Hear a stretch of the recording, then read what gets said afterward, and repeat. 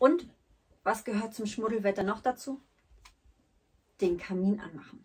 Auch hier eine Ersparnis von über 15% und wieder das Set in unserer praktischen Clickbox. Wir schauen mal zusammen rein. Wie gewohnt einmal die Beschreibung mit dem Inhalt. Dann habt ihr das Profituch.